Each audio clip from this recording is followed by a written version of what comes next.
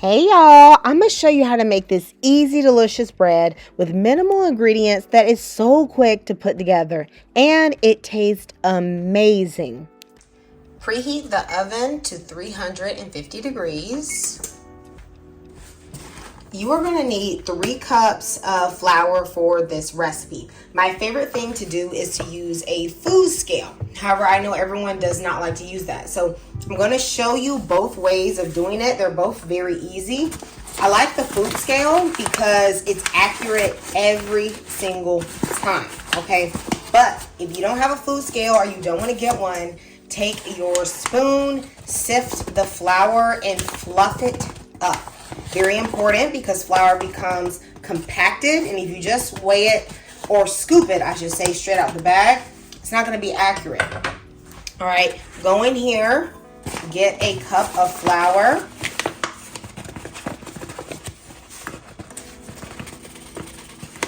And then shake off any excess. And that should be pretty much the right amount. Now, a cup of all-purpose flour weighs 120 grams. So let's see how accurate we are. Y'all, food scales are super cheap, okay? So if you can get one because they save a lot of time. And I'm still over a little bit. So this is 132 grams. So it's still a little bit too much, okay? Even with the sifting, which is why I always like to weigh instead, okay? So this, I'm going to show you all. This is how much I'm really over on the flour by just sifting and scooping it out, okay? So I'm going to show you all my favorite way, which is weighing it.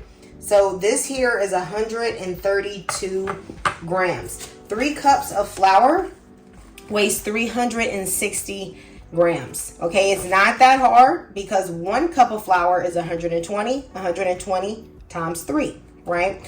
So I'm going to weigh out 360 grams. Okay, see how quick that was? It literally takes a few seconds to weigh. So decide whichever one you want to do.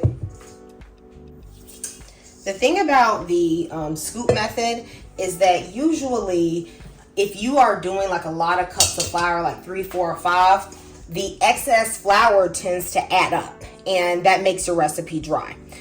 So if you want to sift and scoop out, just make sure you are being mindful, okay? Because you don't want to dry out your bread. I have a sifter here, and what I'm going to do is put my flour into this sifter and then just lightly tap it so that there's no lumps. This is going to make your bread lighter. It's also going to make it easier to add the other ingredients, okay? So give it a nice tappa, tappa, tappa. And in the comments, let me know if you ever weigh your flour or do you just scoop out a bag and just hope for the best, okay?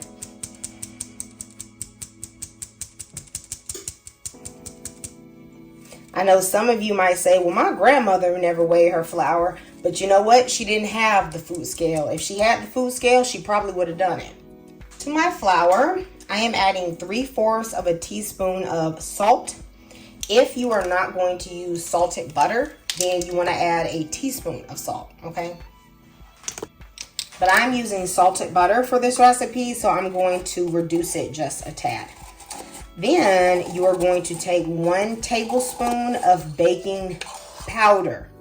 Baby, baking powder, not baking soda. They are not the same. If you use baking soda, your bread is going to taste nasty. Alrighty.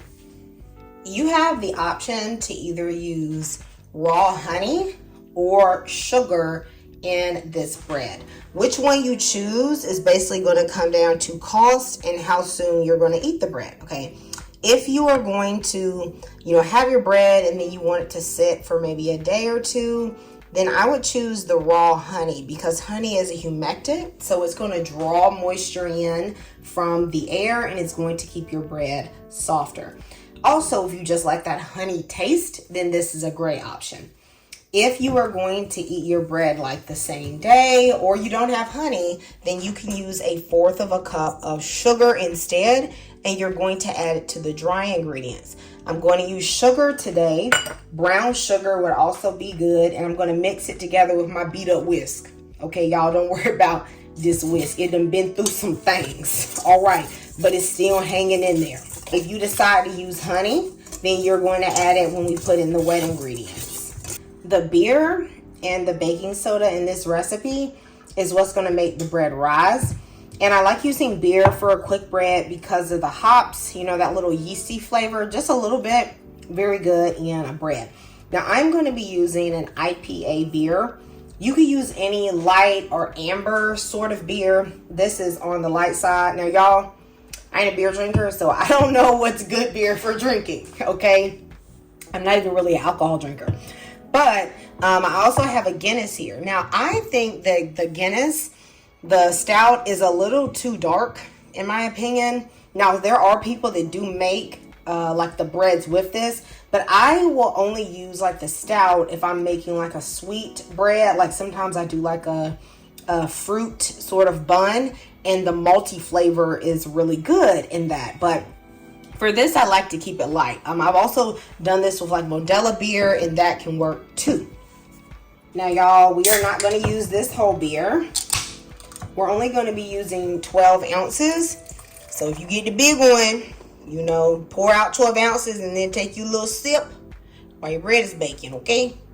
It is important to let the bubbles go down if you're not getting this straight from a can, because as you can see, this isn't 12 ounces of beer, okay? So you definitely have to let the bubbles die back. You can add a lot of different flavors to the bread, okay? You could add rosemary, oregano, thyme, all sorts of things. Cheese, as I'm going to do today. I found some Colby Jack slices in my refrigerator, and I'm gonna use them up. I also found a little bit of Parmesan cheese. I think I'm gonna save that to put on the top though, but I want about a cup of cheese. Now shredded cheese would be ideal, but guess who don't got shredded a block cheese? This girl.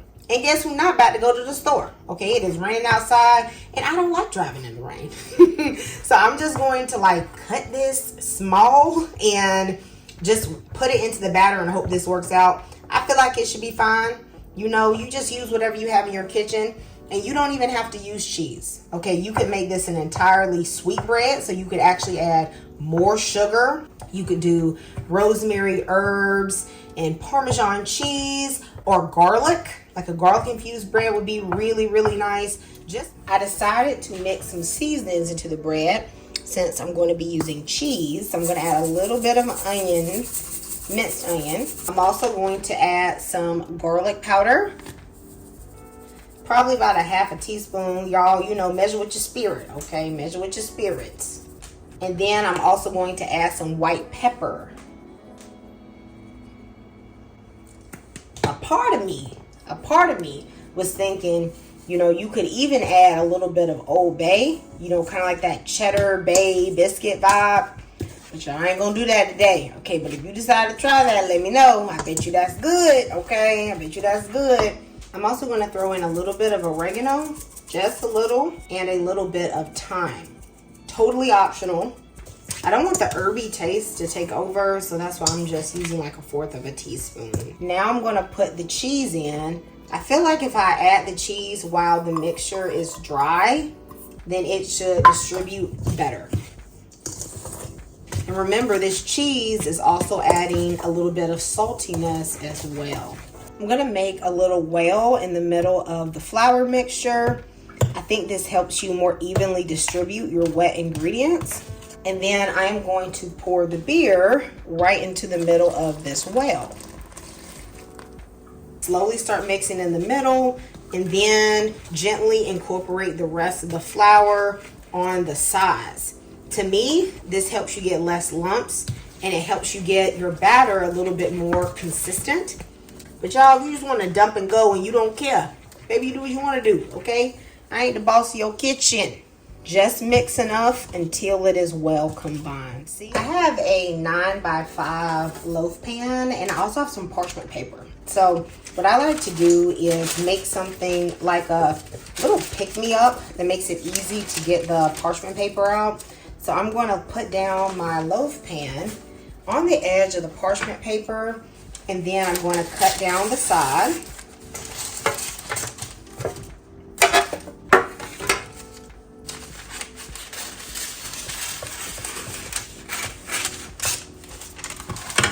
Okay. I'm gonna cut a second piece, and the width doesn't matter as much for this piece because it's gonna go this direction, as long as it's not wider than your loaf pan.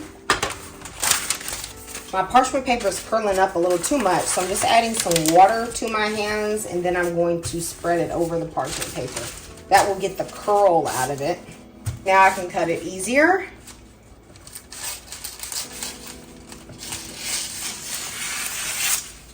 First, I am going to take the one that I want to go across the width, and I'm going to place that one down first. Then I'm going to take this one and place it down long ways. There's not going to be as much overhang, but that's not going to be a big deal. This is really just going to help keep it from sticking, okay? Because when we take the bread out, it'll pop up like that. I have 4 tablespoons of melted butter. I'm going to take about 2 tablespoons and place it on the bottom. I mean, you could say that this is meant to help the bread not stick, but the parchment paper would do that. Okay, this is really because it's going to give the crust of the bread a very, very good taste. Okay, into my buttered loaf pan, I'm going to add my bread, or I should say my batter. I'm going to shake and just tap to make sure there's no air bubbles and that this gets fairly even.